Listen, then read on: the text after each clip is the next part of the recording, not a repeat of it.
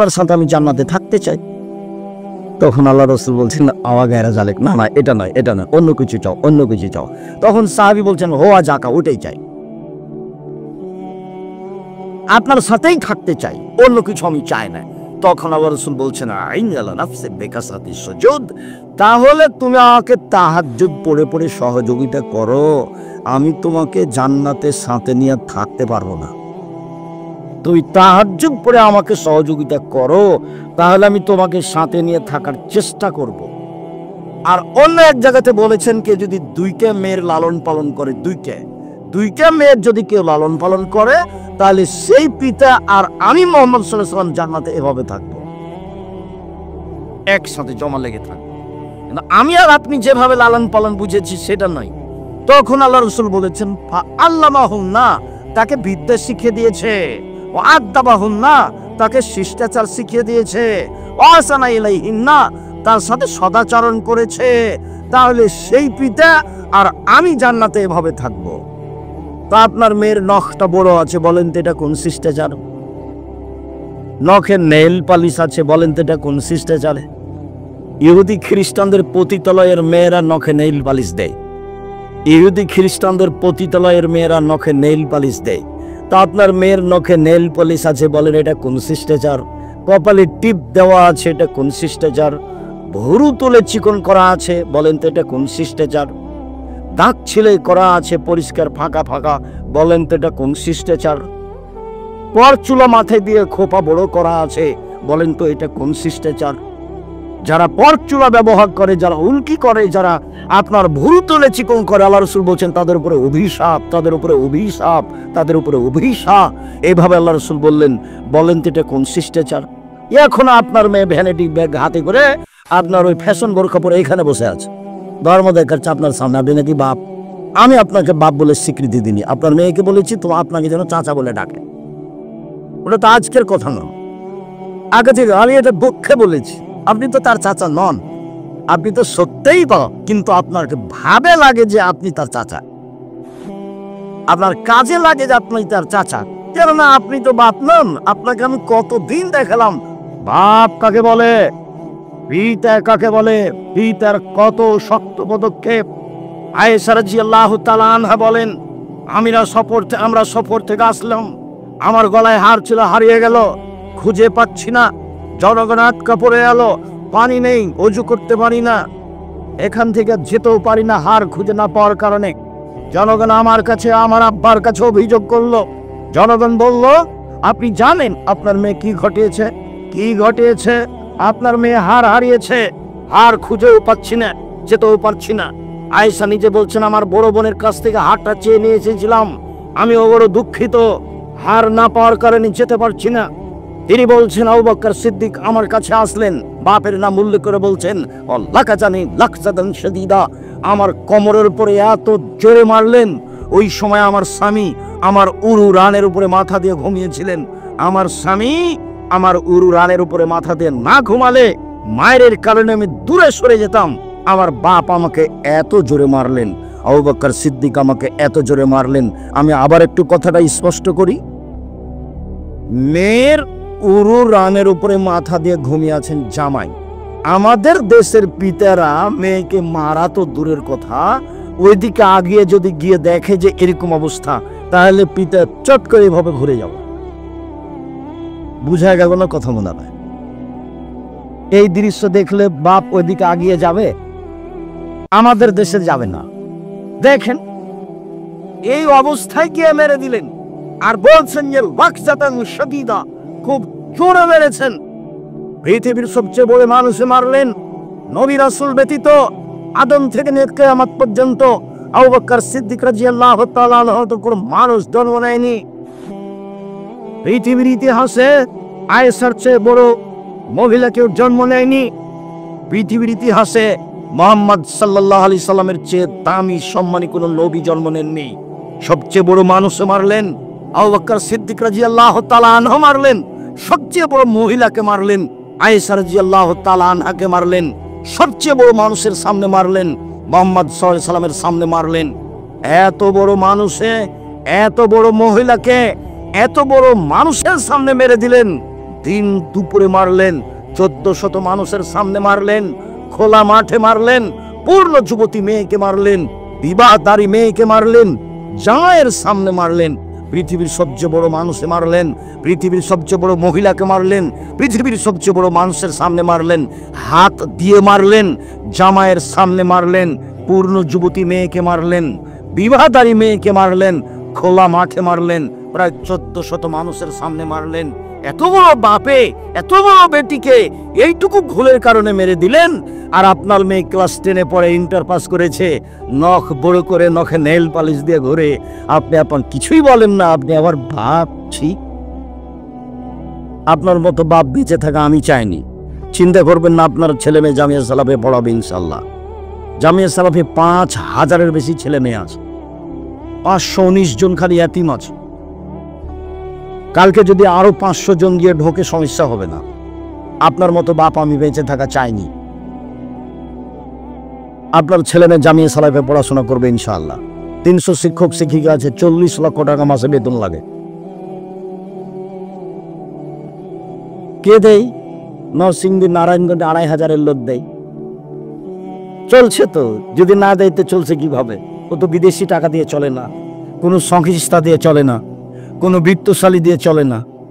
নরসিংদী নারায়ণগঞ্জের কোনো বড় ধনী মানুষকে আমি চিনি না, চলছে তো। এটা যেটা আপনার বাড়ির পাশে, সেটা প্রায় 100 বিঘা জমির উপরে প্রতিদিন বলছে। যেখানে একটা মসজিদ তৈরি হচ্ছে, প্রায় 10,000 মানুষ একসাথে সালাত আদায় করতে পারবে ইনশাআল্লাহ। রাজশাহীতে ওটা 50 বিঘা জমির উপরে, মেয়েদেরটা প্রায় 70 বিঘা জমির উপরে, যেটা দিনাজপুরে সেটা প্রায় 20 বিঘা জমির উপরে। চট্টগ্রামে কাজ আরম্ভ হয়েছে। সম্মানিত দিনী ভাই বোন, আপনাকে আমি খাটো করতে চাইনি, তবে মেয়ে আপনার, এই কথা আপনাকে বলতে চেয়েছি। তবে রাসূল বলেন, কেউ যদি 2টা মেয়েকে লালন পালন করে, আমি মুহাম্মদ সাল্লাল্লাহু আলাইহি সাল্লাম আর ওই ব্যক্তি একসাথে জান্নাতে এভাবে থাকবো। তা আপনি সেই বাপ কি না, এটা আমি বলতে চাচ্ছি। আপনার তো 2টা মেয়ে আছে, বিবাহ দিতে দিয়েছেন, তা আপনি নবীর সাথে থাকতে পাবেন তো থাকেন। এখন মেয়ের নখ বড় আছে, মেয়ে পরচুলা ব্যবহার করে, খোপা করে চলে, আপনি তাকে দেখতে পান ঢং ঢং করে ঘুরে বেড়াই, ফ্যাশন বোরকা পরে ঘুরে বেড়াই, ভ্যানিটি ব্যাগ দিয়ে ঘুরে বেড়াই, বাজারে যায়। বাজারে যাবে কেন? ওর বাপ মরে গেছে, ওর শ্বশুর মরেছে, ওর দেবর মরেছে, ওর ভাসুর মরেছে, ওর বোনের ছেলে মরেছে, ওর ভাইয়ের ছেলে মরেছে, জাতি ধ্বংস করেছে, একাই বেঁচে আছে, তাই তাকে বাজারে যেতে হবে। বাজারে যাবে কেন? ওর শরম হয় না কেন? ওর হায়া হয় না কেন? ওর লজ্জা হয় না কেন? তার ইতস্তবোধ হয় না কেন? তাকে কে ঠেকায় না কেন? তার বাপ ঠেকায় না কেন? তার স্বামী তাকে ঠেকায় না কেন? তার ভাইরা তাকে ঠেকায় না কেন? তাকে বাধা দেয় না কেন? ঢং ঢং করে এসেছে, আবার চলে গেছে, যাবে কেন? ওর বাপ নাই কি হিন্দুর মেয়ে? যাবে কেন? কেন যাবে? আপনি তো বেঁচে আছেন। এই যে দেখেন বাপ কেমন দেখালাম, 1 মিনিট। ওটা তো বাপ, হাদিস তো বুখারী মুসলিম দেখে দিলেন। উনি বলছেন লাকাজানি লাকজাতান শাদীদা, খুব জোরে মারলেন। আয়েশা রাদিয়াল্লাহু তাআলা বলছেন, 7 ছেলের মা হয়ে গেল, বেটি কোনোদিন বাপের কাছে বড় হয় না। বিবাহ হয়ে গেল, বেটি কোনোদিন বাপের কাছে বড় হয় না। কোথা থেকে কথা এসেছে? কথা এসেছে যে সত্যবাদী ব্যবসায়ীরা কাদের সাথে থাকবে? জান্নাতে নবীদের সাথে থাকবে। বিশাল ব্যাপার। আপনারা এইসব একটু বলবেন কি ঘটনাটা কি? আসলে ঘটনা যে কি, দিন মজুরি করে খায় যে, সন্ধ্যায় টাকা শেষ যার, সে কি অসহায় মানুষের সহযোগিতা করতে পারবে? চাকরি করে যে 25 দিনে টাকা শেষ, ও কি এতিম অসহায় মানুষকে সহযোগিতা করতে পারবে? না। জমি চাষ করে যে, হয় সমান সমান না হয় লস, ও কি পারবে? কে পারবে? যে ব্যবসা করে সেই পারবে। এই জন্য ঘটনা আছে, এটাই কারণ। ওকে আল্লাহ রাসূল আরো উদ্বুদ্ধ করছেন এভাবে, এই শুনুন, ইয়া মাশারাত তুজার ইন্নাল বাইয়া তাহদিরহু কিদবুল হালাল। ব্যবসায়ীরা শোনো, ব্যবসা করতে গেলে মিথ্যা কথা চলে আসে অজান্তে, কসম চলে আসে। ফাসুবহু বিসাদকা, কিছু দান করে দাও মিটে যাবে, কিছু দান করে দাও মিটে যাবে। এটা তো আবার উৎসাহিত করলেন। আর যখন তিনি মদিনায় থাকলেন, তখন একজন পার্টনার, তার সহকারী ব্যবসায়ী, তার সাথে দেখা, তখন স্বাগতম জানাচ্ছে, ধন্যবাদ, তুমি আমার মুসলিম ভাই, তুমি আমার ব্যবসায়ী পার্টনার। আল্লাহ রাসূল বলছেন, স্বাগত তোমাকে, তুই এখন আমার মুসলিম ভাই, তুই আমার ব্যবসায়ী পার্টনার। পার্টনারের ব্যবস্থা করলে 2 জনে যদি করেন 3 জন আল্লাহ, 10 জন যদি করেন তাহলে 11তম আল্লাহ। তো কি হবে? খুব ভালো হবে। একজন যদি ফাঁকি দিয়ে আর একজনকে ফাঁকি 10 টাকা নিয়ে নেই, তখন আল্লাহ বলবেন যে এবার তোমরা করো, আমি গেলাম। তখন মারামারি লেগে যাবে, জেল হাজত হবে, সব চলে যাবে। সম্মানিত দিনী ভাই বোন, মহান আল্লাহ বলেন ওয়াইলুল লিকুল্লি হুমাজাতিল লুমাজা, সামনে নিন্দা করে যে, পিছনে নিন্দা করে যে, সুনিশ্চিত জাহান্নামে যাবে সে। এই চলে বসো, কয়েক মিনিট থামাও। তুমি ব্যস্ততা দেখাচ্ছ কেন? আমি তো রাজশাহী থেকে এসেছি, জুমার খুতবা দিয়েছি, তোমার সাথে কথা বলার জন্য অপেক্ষা করছি। গত রাত্রে কথা বলেছি, এখন বলছি, সামনে রাতে বলবো ইনশাআল্লাহ। ক্লাসও আছে। তুমি আমাকে বেশি ক্লান্তি দেখাচ্ছ? তোমার জন্য এসেছি, আমি তো আর নির্বাচন ভোট চাইতে আসিনি। ধৈর্যের পরিচয় দিয়ে কিছুক্ষণ অপেক্ষা করুন। রাসূল সাল্লাল্লাহু আলাইহি সাল্লাম বলেন লাইব খুলুল জান্নাতা কাত্তা অফিরুদ্দিন নাম্মাম, চগলখোর যে সে জান্নাতে যাবে না। চগলখোরকে এইখানে এক কথা বলে, ওইখানে এক কথা বলে, এর বদনাম ওখানে করে, ওর বদনাম এখানে করে, ও জান্নাতে যাবে না। বদনামের ফলাফল জাহান্নাম। আবু হুরায়রা রাদিয়াল্লাহু তাআলা আনহু বলেন রাসূল সাল্লাল্লাহু আলাইহি সাল্লাম বলেছেন তাজদুল শাররান নাসি ইয়াউমুল কিয়ামা আল্লাযী ইয়াতি বিহাউলাই ওয়া ইয়াতি বিহাউলাই। পৃথিবীর মানুষ শুনে রেখো, বিচারের মাঠে সবচেয়ে নিকৃষ্ট মানুষ হবে বদনামকারী, পরনিন্দা করে যে। এখানে এক কথা বলে, ওইখানে এক কথা বলে। চোর খারাপ, জেনাকার খারাপ, সুদখোর খারাপ, তবে সবচেয়ে বিচারের মাঠে সবচেয়ে খারাপ মানুষ নয়। বিচারের মাঠে সবচেয়ে খারাপ মানুষ হবে যে মানুষের বদনাম করে। শুনুন, রাসূল সাল্লাল্লাহু আলাইহি সাল্লাম বলেন মান কানা জাওয়াজহাইনে ফিদ দুনিয়া কানা লাহু লিসানানে মিন নারি ইয়াউমাল কিয়ামা। যারা মানুষের বদনাম করে তার মুখে বিচারের মাঠে 2টা আগুনের জিহ্বা হবে, 2টা। এখন তো মাশাআল্লাহ ছোট ছোট স্কুল হয়েছে, হেড মানে মাথা আর হ্যান্ড মানে হাত দিয়ে বলছে আমার ছেলে ইংরেজি জানে। ওর মা ওদেরকে নিয়ে যাচ্ছে, যে 8 জন 10 জন 20 জন 50 জন ছেলের মা এক জায়গাতে বসে কি না বদনাম করছে। ও তো মহিলা মানুষ, মাস্টার ডিগ্রি পাস করলে কি হবে, ওর বুদ্ধি নাই, কথা আল্লাহ নবী বলছে। ও দেশ চালালে কি হবে, ওর বুদ্ধি নাই, কথা কে বলেছেন? মুহাম্মদ সাল্লাল্লাহু আলাইহি সাল্লাম বলেছেন। বদনাম গীবাত কি জিনিস ও ভাবা প্রয়োজন মনে করে না। হাতে একটা ভ্যানিটি ব্যাগ আছে, হ্যাঁ হ্যাঁ করে আর গল্প করার বসে থাকে। ওর কাছে লজ্জা আছে, ওর কাছে শরম আছে, ওর কাছে ঈমান আছে, ওর কাছে হায়া আছে, ওর স্বামী আছে, ওর দেবর আছে, ওর ভাসুর আছে, ওর বাপ আছে, ওর শ্বশুর আছে, ওর কেউ নেই। এমনি ঘুরে থাকে দুনিয়াতে, যাচ্ছে আসছে এভাবে। কেন হবে? কেন হবে? কি পেয়েছেন আপনি? অসুবিধার মতো জীবন কেন? বুঝেও বুঝে না ওরা, অন্তর আছে বুঝে না, দেখেও দেখে না ওরা, চক্ষু আছে দেখে না, শুনেও শুনে না ওরা, কান আছে শুনে না। উলাইকা কালানান, তারা পশু প্রাণীর মতো, তারা গরু ছাগলের মতো, তারা কুকুর শ্রীর মতো, ভালো মজাল বরং তার চেয়ে খারাপ। আপনার জীবন কুকুর শ্রীগালের চেয়েও খারাপ। আমি তো বলি যে রাসূল সাল্লাল্লাহু আলাইহি ওয়াসাল্লাম বলেছেন সমাজের দায়িত্ব পালন করবে লোকা ইবনে লোকা। তখন আমি তর্জমা করছি এইভাবে, অধমের সন্তান অধম মানে ইতর শ্রেণীর সন্তান ইতর শ্রেণীর মানুষের দায়িত্ব পালন করবে। এতেও যখন আমি জনগণকে বুঝাতে পারিনি, তখন আমি বলেছি শোনেন, এই হাদিসের তর্জমা হলো রংপুর, লালমনিরহাট, নিম্বমারি, কুড়িগ্রাম, পঞ্চগড়, ঠাকুরগাঁ, গাইবান্ধা, বগুড়া, জয়পুরহাট, এসব এলাকায় হাদিসের তর্জমা হলো বেন্দার বাচ্চা বেন্দা। আর বেবা এসব এলাকাতে হলো চাঁপাইনবাবগঞ্জ, রাজশাহীতে হলো ছোট লোকের বাচ্চা ছোট লোক। আর লসেংদে, নারায়ণগঞ্জ, ঢাকার ভাষাটা আমি বলতে পারলাম না, সেটা আমি বলতে কষ্ট পাচ্ছি। তার মানে এটা এই স্টেজের জন্য মানাই নাই। না হলে আমি আপনারটা বলে শোনাতাম, ঢাকারটা বলে শোনাতাম, যেটা দিন রাত বলছে মানুষ এই অমুকের বাচ্চা অমুক, সেটা আপনাকে আমি বলতে পারছি না। রাসূল সাল্লাল্লাহু আলাইহি ওয়াসাল্লাম বলেছেন সারা পৃথিবীর সবচেয়ে এলাকার নিকৃষ্ট ভাষা যেটা, সেটার আরবি হলো লোকা ইবনে লোকা।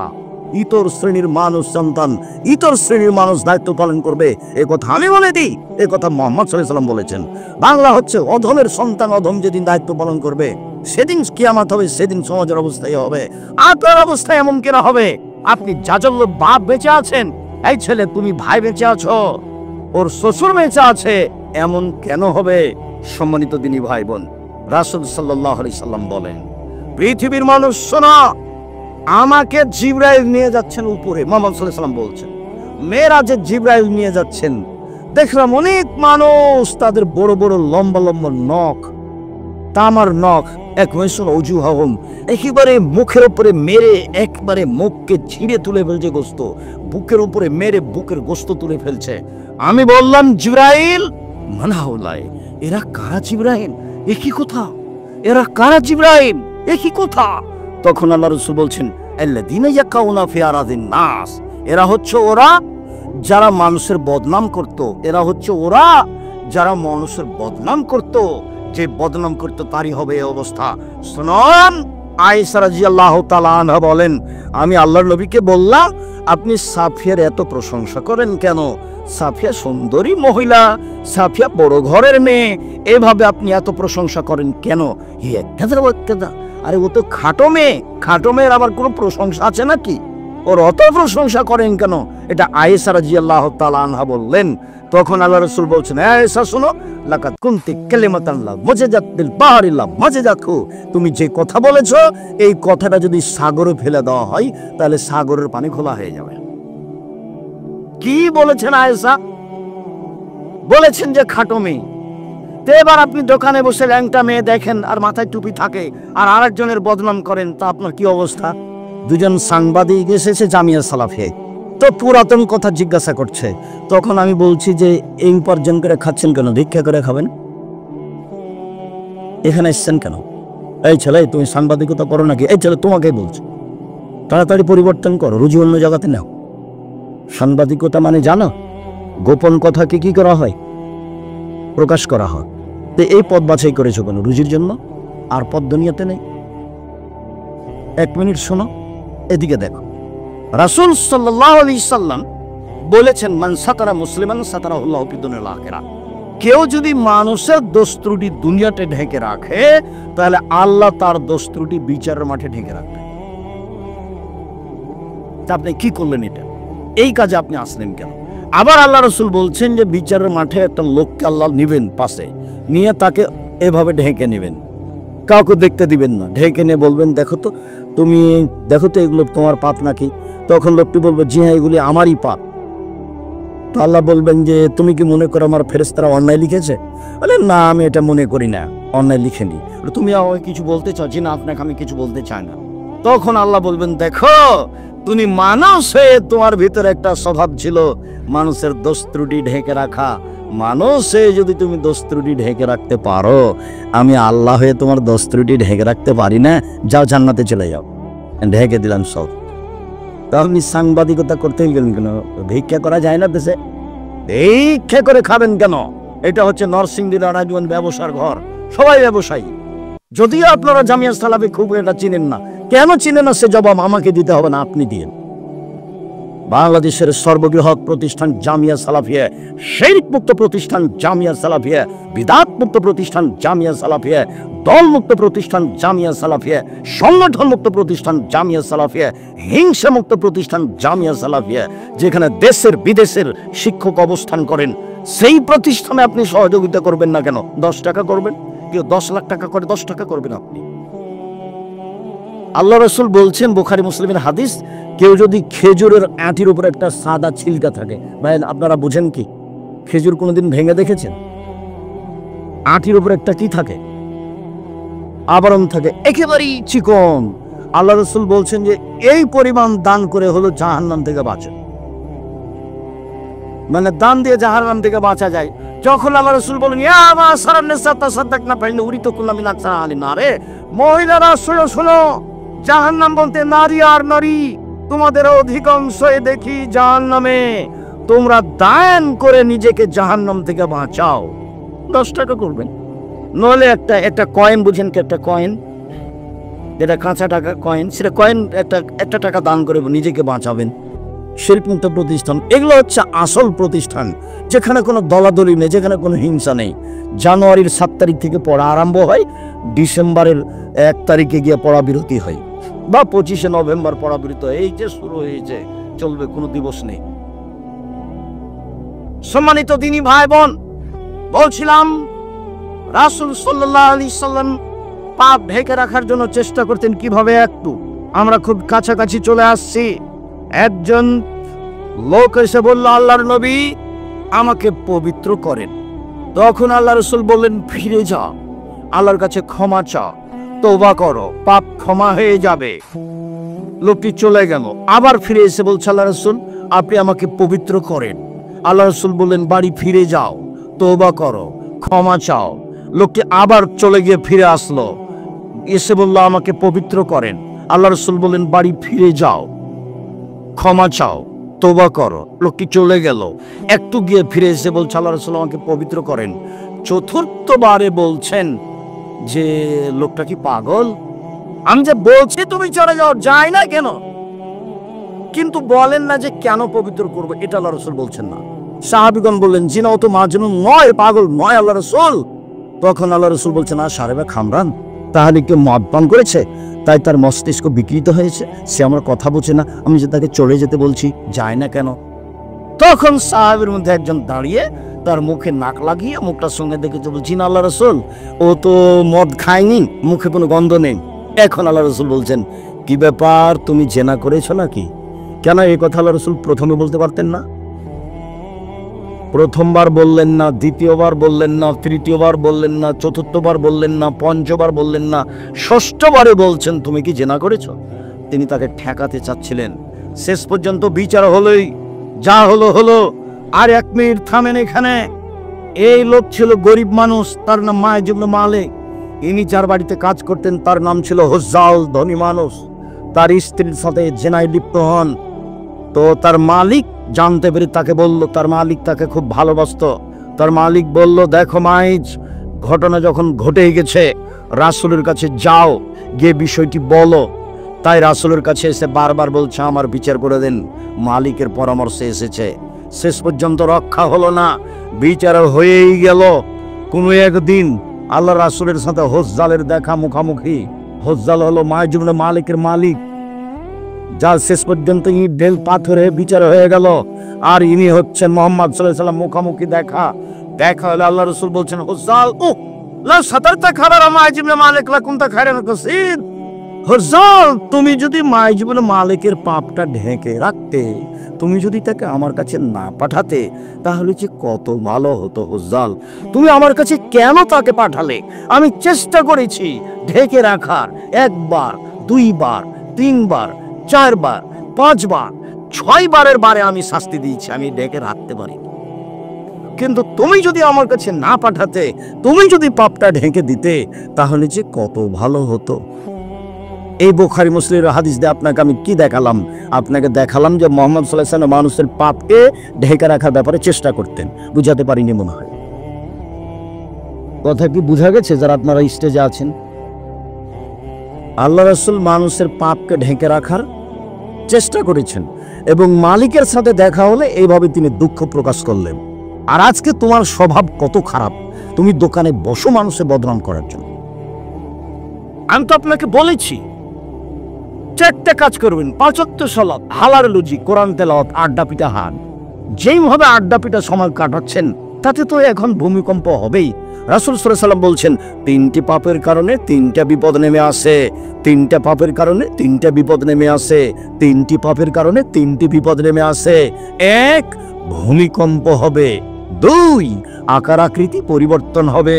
সন্ধ্যায় ছিল মানুষ, সকালে হবে সুর বানর। সন্ধ্যায় ছিল মানুষ, সকালে হবে শুকুর বানর। এবারে নগদ সর হয়ে যাবে, নগদ বানর হয়ে যাবে, রাতে রাতে হয়ে যাবে। 3, সমস্যা নেমে আসবে। মসজিদে মাদ্রাসাতে যেখানে সেখানে মারামারি, সমস্যা নেমে আসবে। পাপ এজা সারেবুল খমরা, যখন নেশাদার দ্রব্য পান করবে, বিড়ি, তামাক, জর্দা, সিগারেট, গুল, নেশাদার দ্রব্য যখন খাবে, তখন এই 3টা বিপদ নেমে আসবে। 2, সাহারাতিল কায়নাত, মেয়েরা যখন নাচবে। তো সব মোবাইলে মেয়ে নাচে, সব দোকানে মেয়ে নাচে, সব বাড়িতে মেয়ে নাচে, তো গজব তো হবেই, ভূমিকম্প তো হবেই। আর তুমি বোকা ছেলে, তুমি বুঝো না, তোমার মা ওখানে বড় মোবাইলে ল্যাংটা মেয়ে দেখে, তোমার বোন ওই ঘরে দেখে, তুমি এখানে দেখো, তোমার মা ওই ঘরে দেখে, তাহলে গোটা বাড়িটা জেনাই শয়লা ধরে করো না। সম্মানিত দিনী ভাই বোন, পাপ যত বড়ই হোক না কেন, তা যদি আল্লাহর সাথে জড়িত হয় তাহলে তা ক্ষমা নেওয়া সহজ। পাপকে আমি যতই সাধারণ মনে করি না কেন, তা যদি মানুষের সাথে জড়িত হয় তাহলে তা ক্ষমা নেওয়া কঠিন। যেমন ধরেন, পাপের জগতে একটা বড় পাপ সুদ, যার সরাসরি বিনিময় জাহান্নাম। সুদ মহাপাপ, এ কথাই ঠিক। আর সুদের পাপের যেসব ভাষা উল্লেখ করেছেন আল্লাহ নবী, পাপের জগতে এরকম কোনো পাপ নাই যার ভাষা ওইরকম। পাপের জগতে সবচেয়ে বড় পাপ হলো শিরক করা, কিন্তু ভাষা এমন নয়। পাপের জগতে সবচেয়ে বড় পাপ হলো পিতামাতার অবাধ্য চলা, কিন্তু ভাষায় এমন নয়। পাপের জগতে তৃতীয় মহাপাপ হলো মিথ্যা সাক্ষী দেওয়া, কিন্তু ভাষা এমন নয়। সুদের ভাষা এমন কঠিন যে শুনতেই ভারী লাগে। আচ্ছা, এই ছেলেরা তোমরা দাঁড়িয়ে আছো কেন? তোমরা কি এটা দেখাশোনা করছো নাকি? আর ওখানে যারা সামনে বসে আছেন, কেন ওখানে বসে আছেন? নিচে কি জায়গা নেই? একটা দিনী বৈঠককে এইভাবে মূল্যায়ন করেন কেন? এটাও হচ্ছে একটা শিক্ষার অভাব। যদিও আমি 90 সাল থেকে নিয়ে এখন পর্যন্ত জাতির সামনে এসে আসল কথা কতদূর বলতে পারলাম আমি নিশ্চিত খুব একটা নই, এবং এর জন্য বিচারের মাঠে কতদূর ঠেকা খাবো সেটাও আমি নিশ্চিত বলতে পারি না। কেননা বর্তমান প্রোগ্রামগুলি সব মেলার সাথে জড়িত। মেলা, আমি আমার বুঝে চেষ্টা চালিয়ে যাচ্ছি। আমি এতটুকু আস্থা রাখি যে আমার জীবনে আমি কোনোদিনও অপ্রয়োজনীয় কথা বলিনি, মিথ্যা কথা বলিনি। আমি সফলতা অর্জন করব ইনশাল্লাহ। কিন্তু আর যত পরিস্থিতির দিকে লক্ষ্য করি, তখন আমার মনে হয় কে জানি সফল হওয়া যাবেই কিনা বলা যায় না। পরিবেশের সাথে তো আমি মিল খায়ে চললাম, মিল দিয়েই চললাম। আপনারা যারা যেখানে বসে আছেন, দোকানপাটে কেন বসে আছেন? কত আলোচনা হলো কোরআন হাদিসের। দোকানপাটে বসে কি করলেন? দোকানপাটে বসে মানুষ মানুষের বদনাম করার জন্য আসলেন, ঢং ঢং করে চলে যাচ্ছেন, ঢং ঢং করে। এটা কি হলো? এটা তা আপনার বইয়ের যাওয়া আসাই তো হলো। দেবর ভাসুরের সাথে গল্প করতে করতে, বন্ধুর সাথে গল্প করতে এসে যে আবার যাচ্ছে, তো সুবিধা আর সফলতা কি? রাসূল সাল্লাল্লাহু আলাইহি সাল্লাম বলেন, মায়াগুলো দিরহাম রিবা ইয়ালাম আসাদ্দ মিন সিত্তাতি ওয়া সালাসিনা জিনিয়া। কেউ যদি জেনে শুনে 1 টাকা সুদ খায়, 36 বার জেনা করে যত পাপ হবে, 1 টাকা সুদ খেলে তার চেয়ে বেশি পাপ হবে। কোন পাপকে এইভাবে জেনার সাথে জড়ানো হয়নি। রাসূল সাল্লাল্লাহু আলাইহি সাল্লাম বলছেন, আর রিবা সাবুনা জুজান আইসারা হাইন রাজুল উম্মাহু। সুদের পাপের 17টি ভাগ আছে, ছোট থেকে বড়, বড় থেকে ছোট। তার সবচেয়ে ছোট ভাগ হলো মার সাথে জেনা করলে যেমন পাপ হয়। কোন পাপকে মায়ের সাথে জেনা করার সাথে জড়ানো হয়নি। শিরক মহাপাপ, পাপের জগতে 1 নম্বর, কিন্তু ভাষা এমন নয়। পিতামাতার অবাধ্য চলা পাপের জগতে 2য় মহাপাপ, কিন্তু ভাষা এমন নয়। পাপের জগতে মিথ্যা সাক্ষী 3য় মহাপাপ, কিন্তু ভাষা এরকম নয়। নরসিংদী জেলায়, নারায়ণগঞ্জ জেলায় বহু মানুষ 20 বছর 30 বছর থেকে জেলে আছে। ও নিজেও জানে না আমি কেন জেলে। জজ জানে না আসল ঘটনা, উকিল জানে না আসল ঘটনা, যে সাক্ষী দিচ্ছে সেও জানে না আসল ঘটনা। যে সাক্ষী দিচ্ছে ওকে 1 লাখ টাকা 50,000 টাকা দেওয়া হয়েছে, ও বলছে যে আমি 2 চোখে তাকে মারতে দেখেছি। ও তো ঘটনা জানে না। তো কে জানে? যে সাজিয়েছে সেই জানে। এখন যে জেলে আছে সেও বুঝলো না ব্যাপারটা কি, আমি কেন জেলে। ঘটনা তো জজও জানে না, ঘটনা উকিলও জানে না, ঘটনা সাক্ষীও জানে না, যে জেলে আছে সেও জানে না।